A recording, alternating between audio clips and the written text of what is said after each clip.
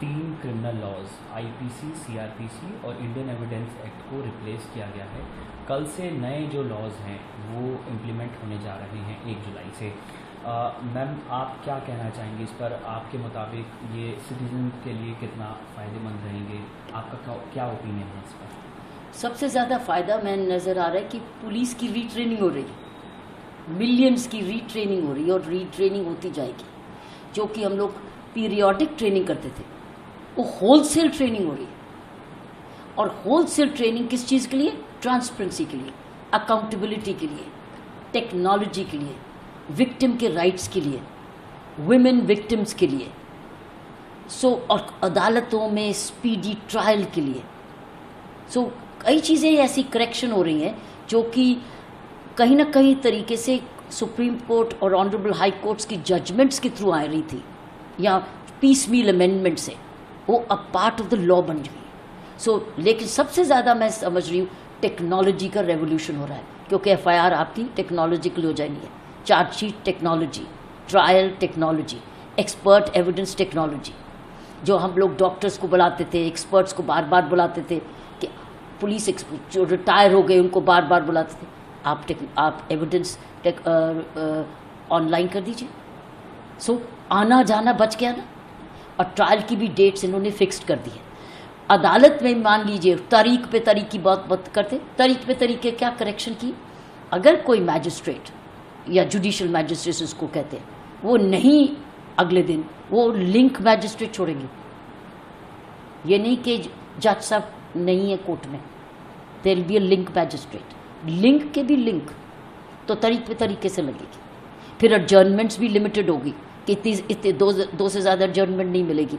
हर चीज़ को, एस्पेक्ट को, कई चीज़ें मांगते जा रहे थे।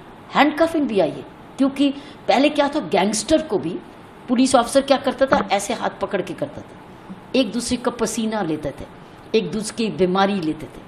अब गैंगस्टर है या कोई ऐसे क्रिमिनल जो कि मेंशन है, उसको हथकड़ी अलाउड है, बाकियों के लिए नहीं। कई ऐसी सी चीज़ें हैं कि विक्टिम के लिए भी है, पुलिस ऑफिसर के लिए भी है, कचहरियों के लिए भी है, विमेन के लिए भी है। विक्टिम में कि विमेन का एक ज़बरदस्त चीज़ निकली कि किसी ने धोखा दे के कहा था तुम्हें प्रमोशन दूंगा, अपॉइंटमेंट दूंगा, शादी कर लूँगा, और शादी नहीं की। वो धोखा है। वो अब एक अपराध है। पहले 400 BC बनती थी और कहते थे कि नहीं ये तो पर्सनल मैटर है। वो पर्सनल मैटर नहीं है, अब वो दफ़ा लगेगी, वो दंडित है। ऐसी सी चीज़ें अब नए कानूनों में आई हैं जो कि समाज में एफआईआर 0 है।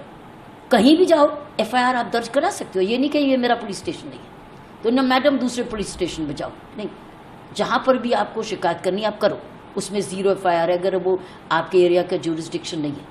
और उसका काम क्या है, at the earliest police station उसको उस पुलिस स्टेशन में भेजना है जहाँ उसको तफ्तीश होनी है, उसको कॉपी उसको मिल रही है। तो कितना फ़र्क हो गया। वो भी ऑन वीडियो रिकॉर्डिंग भी हो रही है, स्टेटमेंट भी वीडियो रिकॉर्डिंग हो रही है, आप उसको बदल नहीं सकते। कहीं सर्च सीजर हो रहा है, सर्च सीजर में भी वीडियोग्राफ्ड है, तो ये नहीं कि ये था ये नहीं था, जो है जो वीडियोग्राफ्ड। फिर उसमें फोरेंसिक्स भी है, उसी वक्त ही आ रही है फोरेंसिक साइंस की साइंटिफिक की, ये नहीं बाद में आ रही है तो उसमें एविडेंस चला गया। तो कई ऐसी चीज़ें हैं। बच्चे की जब लड़की की जब रेप होता था कहते थे उसको मृत्यु दंड दो, मृत्यु। अब उसमें लिख दिया गया कि if you have raped a minor, gang rape of a minor is death penalty. और कई जगह ऐसी भी पनिशमेंट लिखी गई है कि it is imprisonment for life. पहले कहते थे कि जब तक है, कहना नहीं पड़ेगा, अब कहेगा imprisonment for life means jail से ही जाओगे आप। एक्यूज के लिए भी बेनिफिट है, स्पीडी ट्रायल, चार्जशीट भी फिक्स टाइम पर चार्जशीट आपको अदालत में करनी पड़ेगी।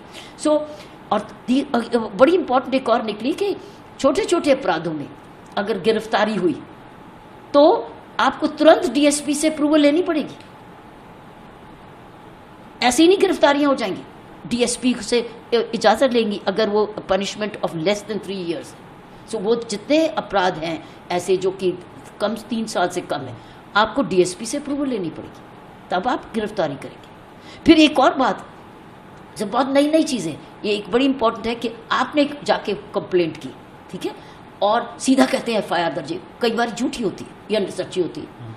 आप अगर पुलिस ऑफिसर समझता है कि समय है, उसके बाद उसकी प्रिलिमिनरी इंक्वायरी भी कर सकता है और उसके बाद उसको 15 डेज में अपनी इंक्वायरी कंप्लीट करनी है, एफआईआर दर्ज करनी है। दैट मीन्स सीधा एफआईआर नहीं दर्ज होगी।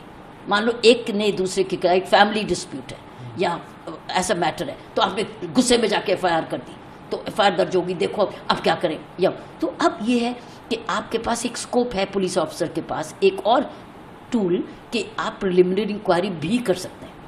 ये नहीं ही करेंगे, भी कर सकते हैं। दैट मीन्स हो सकता है कि वो 2 हफ्तों में गुस्सा खत्म हो गया या चोरी का माल समझ गए, वो फैसला हो गया आपस में। हर चीज़ के 2 पहलू हैं, लेकिन एक और तरीके हैं इन्वेस्टिगेशन के लिए। लोगों को जस्टिस, कम्युनिटी पनिशमेंट भी दे सकते हैं। छोटे दंड में आप कह सकते हैं कि आप ये जेल नहीं जाएंगे, आप ये सेवा करेंगे समाज की ये वाली, और उसके भी कोई मापदंड होंगे।